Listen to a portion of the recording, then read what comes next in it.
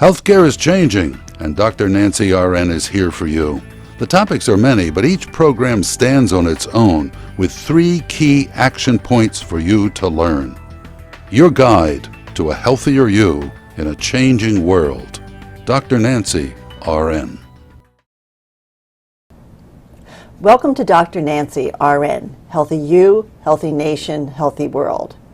Thank you for joining us today because, as you know, this show is dedicated to you, the healthcare consumer, and we hope that this will help you navigate more effectively through the healthcare world. Today we are having the third of a 3-part series where we have been talking to Anita and Clark Natale. For those of you that have watched the first 2 segments, you have learned that Anita and Clark had a lovely, vibrant, late stage in their life marriage, even though they both look so exceedingly young, and very, very good-looking couple, and had a wonderful life together. And then one day, Clark noticed that his tooth in the back of the right side of his mouth was loose, so he did what any good person would do who's taking care of their health. He made an appointment and went to his dentist.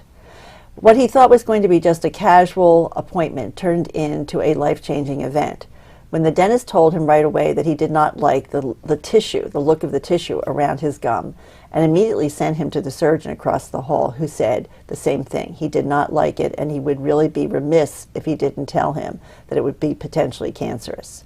They did the follow-up testing and found out that he did have squamous cell carcinoma of the mouth. This is a very serious illness and can be life-threatening, certainly if not caught at an early stage, which luckily for Clark, it was early enough. Nonetheless, Clark's appearance has changed, his life has changed, and their life as a couple have changed. In our first segment, we learned about how they got the diagnosis, how they dealt with it, and how they really were able to get excellent care to really get on to their journey.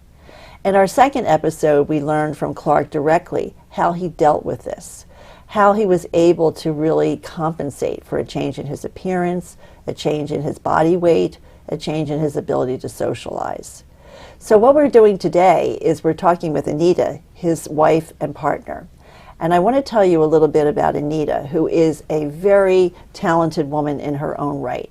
Anita will be telling us today about how she had her own career and job. She is an artist, and she was running an antique shop part-time.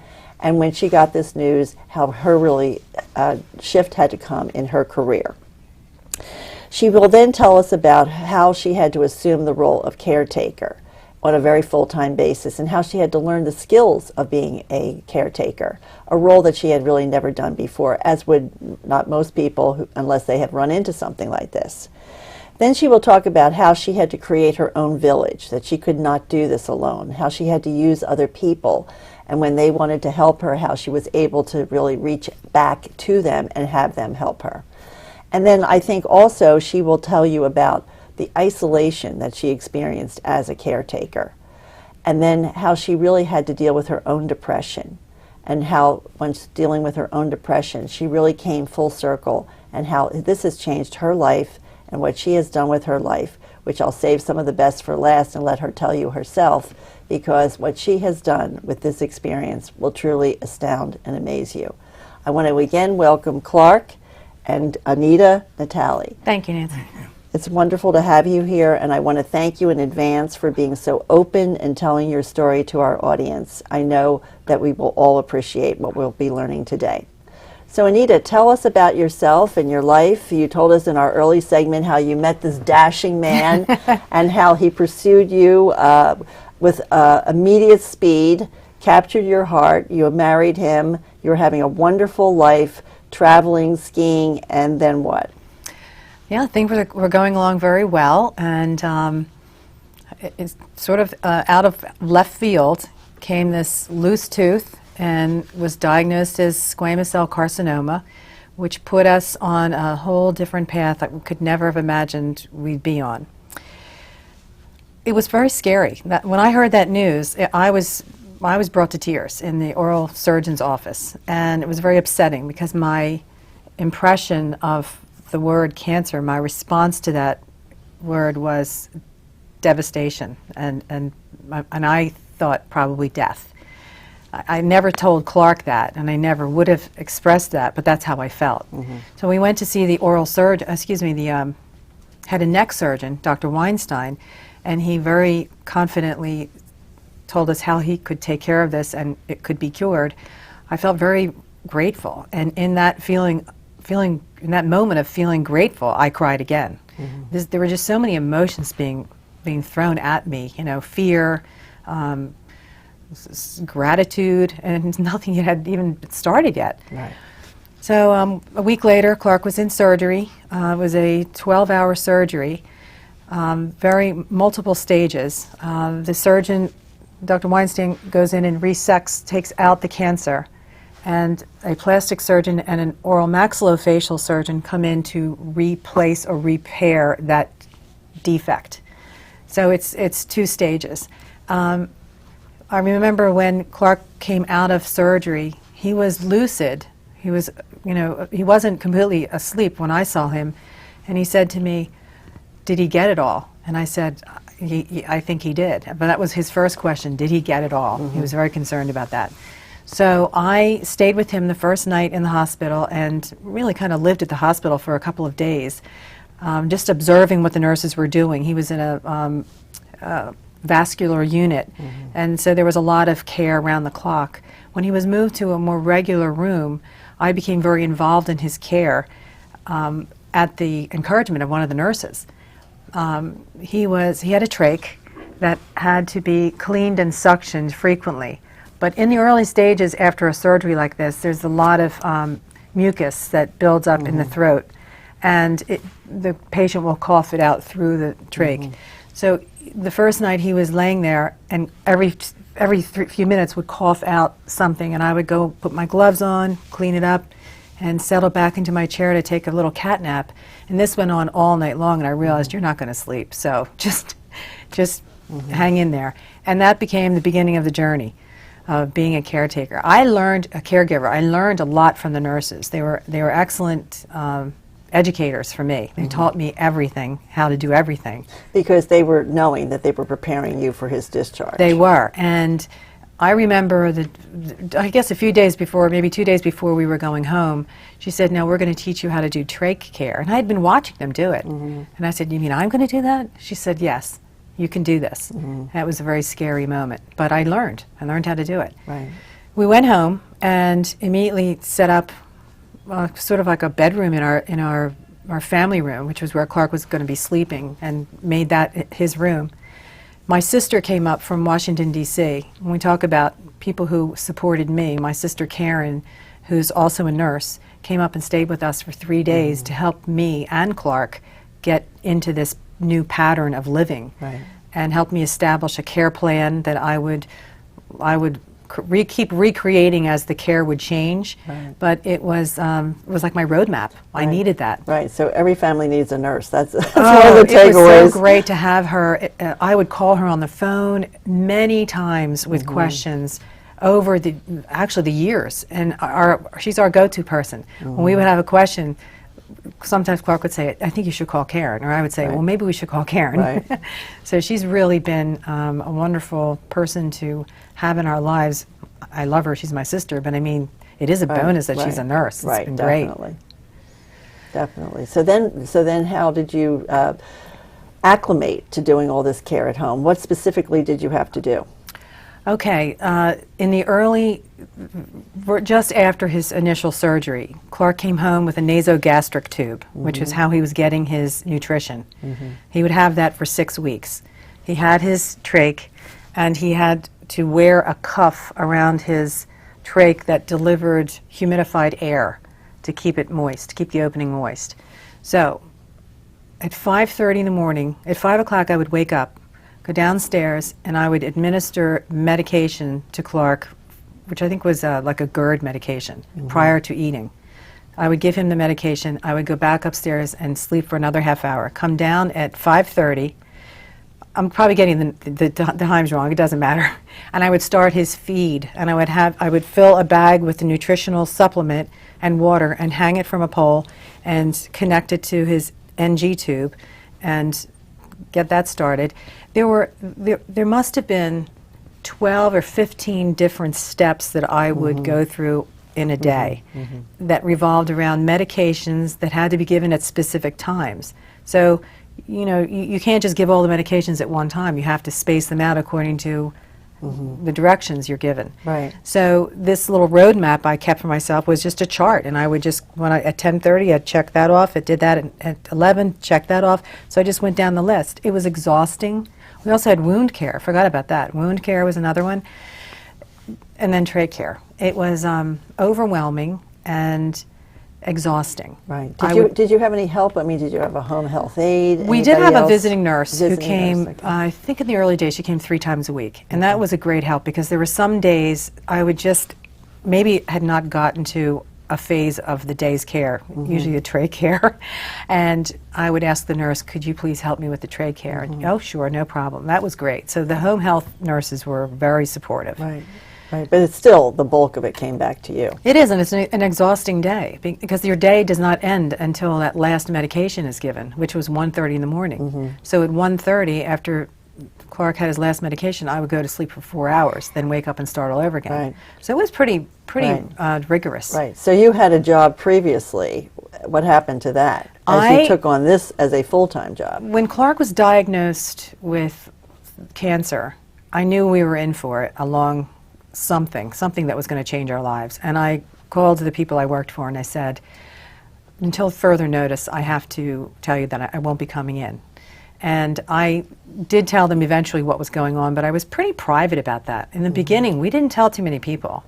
You remember that? We kept it pretty quiet. I don't know what that is, but I think that's pretty common because it's so devastating and it's highly personal. So our families knew, but we didn't tell. We had a very small circle of friends that we let in on this event, and the rest, when we became a little more comfortable at what was happening, we included them. But it took weeks for some of our friends to know what was really happening. Well, I think part of that is, you know, your energy really has to be put into the task at hand, you know, so it's not like you can like send out a Christmas card kind of thing, you know, like, hello, guess what we're dealing with.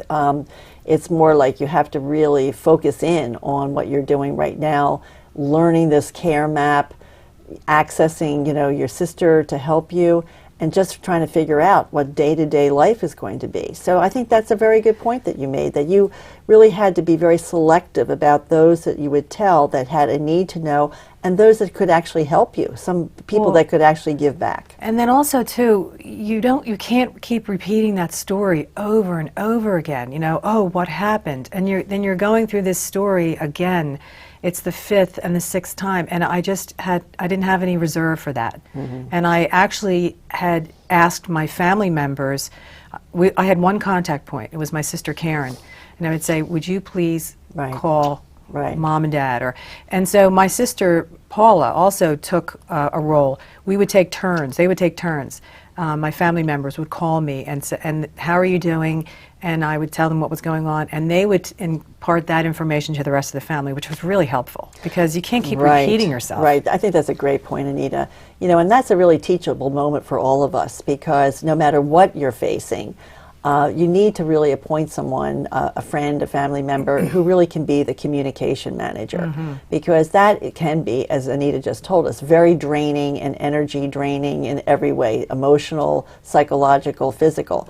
So by really giving someone else that job, that really freed you up to put your focus on your husband. Now my creative energy at this point was nil. I mean, I was really putting all of my energy into taking care of Clark, so there was really no room for any creative projects. One thing I did do, though, I remember, was I'm not a writer, but I had this desire to write some things down about this experience, and I ended up writing a few poems. One I did put out there, the others I won't, but they were just kind of a process for me to put my feelings on paper and kind of see them in front of me instead of having them sort of muddle around inside my head, not having a place to go. That was really very helpful, to just give a voice in a different way to my emotions at the time. How about other people? Were there people that you could really talk to, that you could just sort of let your hair down? There were, and surprisingly, some of them came from the internet. I found an organization online called the Oral Cancer Foundation, and they have a patient forum, and patient and family member, caregiver, everyone's invited to be on this.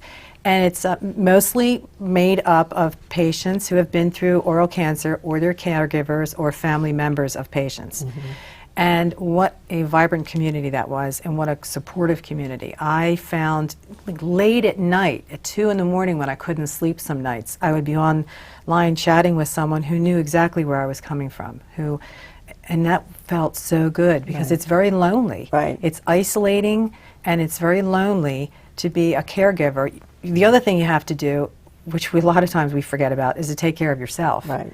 I mean, you're no good to your loved one if you are not taking care of yourself. So I had to then start scheduling time for my own health, maintenance, annual appointments and that sort of thing. I had to find time to book those in as well while I'm taking care of my husband. Right.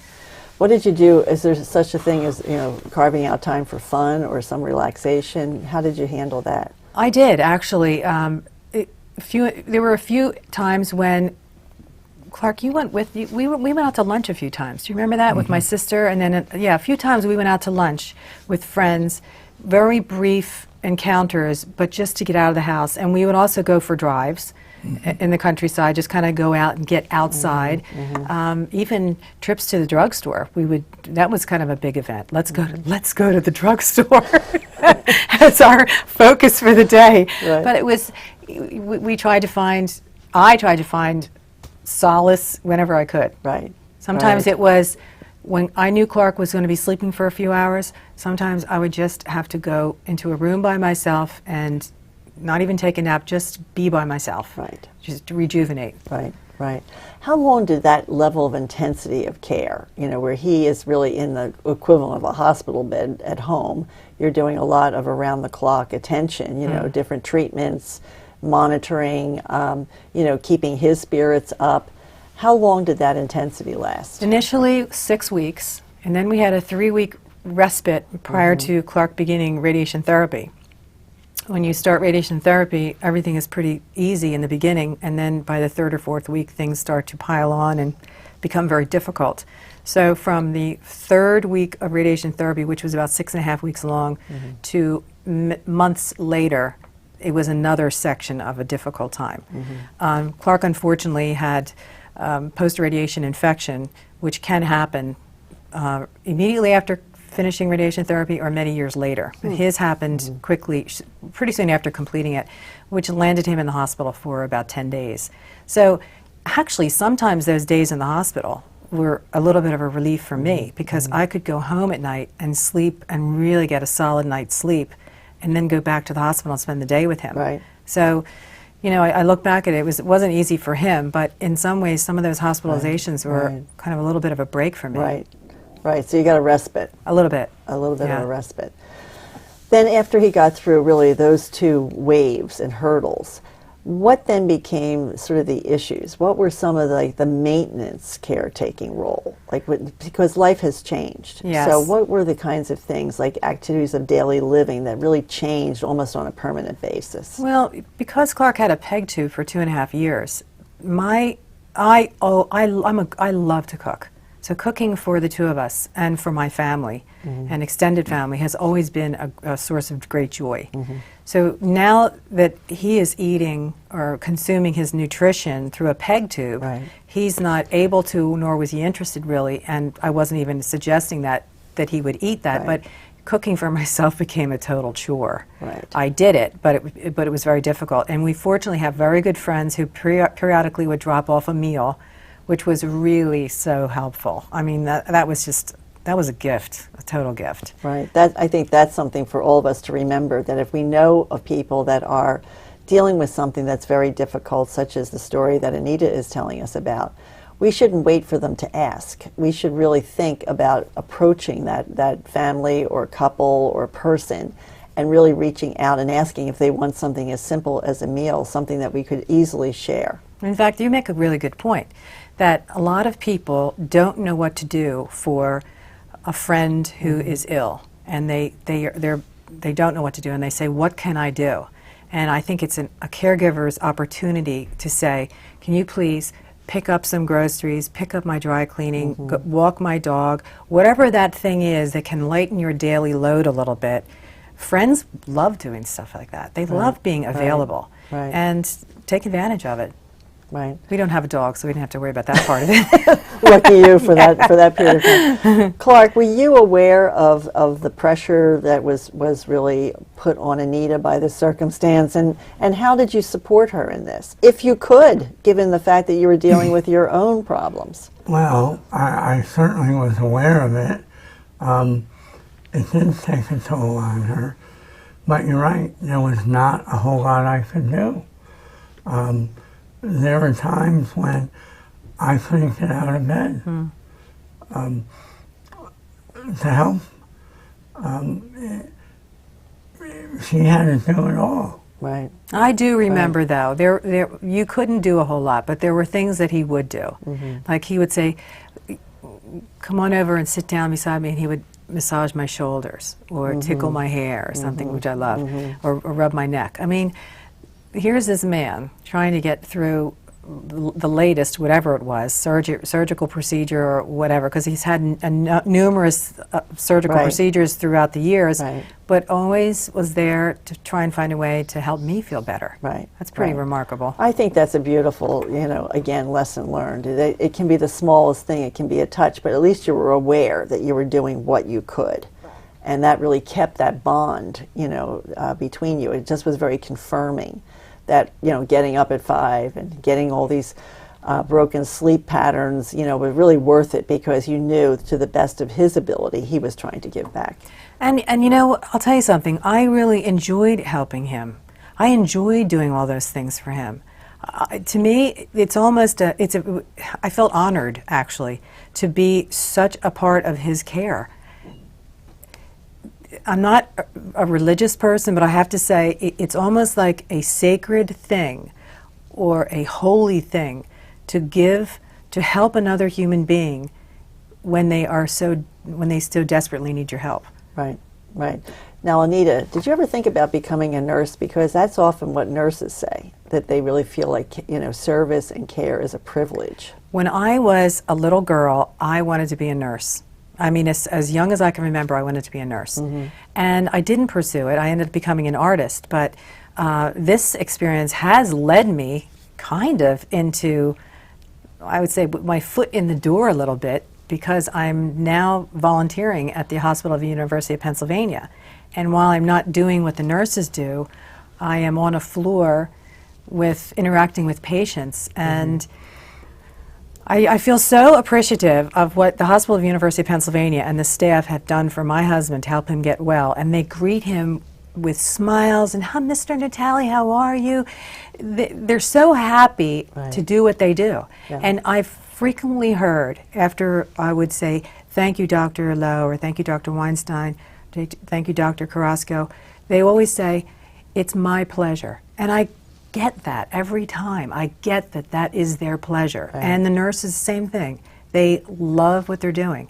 It's a remarkable environment. Right, right. So I felt very comfortable. I felt like I could move throughout that hospital with blinders on after having spent so much time there, and I wanted to give back. So this was we're in the position where I can do it, and about a year ago I said to Clark, what do you think? What do you think about me volunteering at the hospital? And he said, go for it. I said, are you comfortable with me leaving you? And he, yeah, go for it. It's great. And I love it. So now you're inside the tent. You're inside the tent, so to speak, and giving back. But you said earlier that you had to deal with some of your own depression. Tell us a little bit about that. I mean, despite going online at night, reaching out to other people and getting their help and assistance, having a husband with all the deficits was still able to bond with you. Okay. What else happened? Well, in this process, after surgery and throughout treatment, and whatever that involves, it's a long process. I still, even though he was doing well, I still had tremendous fears. I was observing him all the time. And when I would see him with a setback, it scared me. I was afraid that I was going to lose him. And that fear and trying to maintain a positive attitude in front of him and be the cheerleader and the optimist, that dichotomy wasn't working at all. It was eating me up inside. And I finally went to my doctor, and it was my annual physical, and I said to her, I think I might be depressed. And she said, well, tell me what's going on. And I just let it out and cried. She said, yeah, I think you are depressed. She said, your affect is very flat. That's not you. And I just sort of was on automatic for a while there, just operating at a low level of existence, just kind of moving through the paces.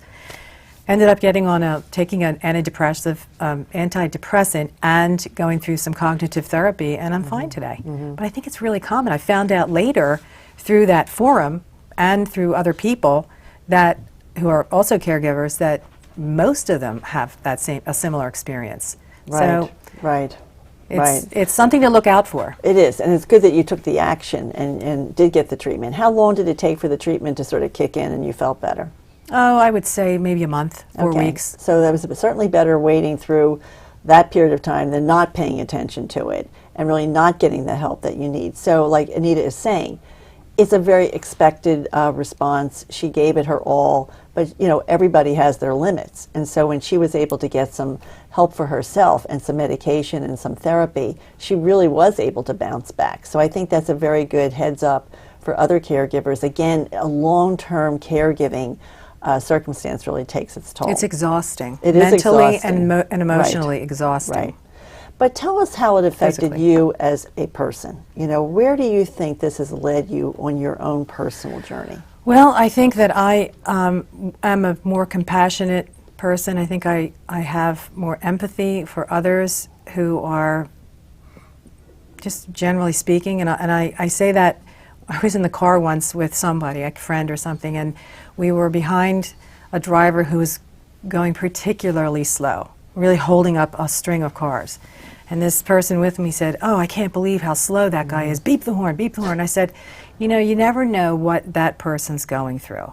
If that person is traveling to the hospital to see his wife, or has just lost a child, or has just lost his job, I said, you don't know what the circumstances are and why he's driving the way he is. Maybe he's just a bad driver, but maybe it might be as simply as he's a bad driver. But I feel like I have a little more, I have an ability that I didn't have before to maybe try and step in someone else's shoes and be a little kinder at not jumping the gun at, Right.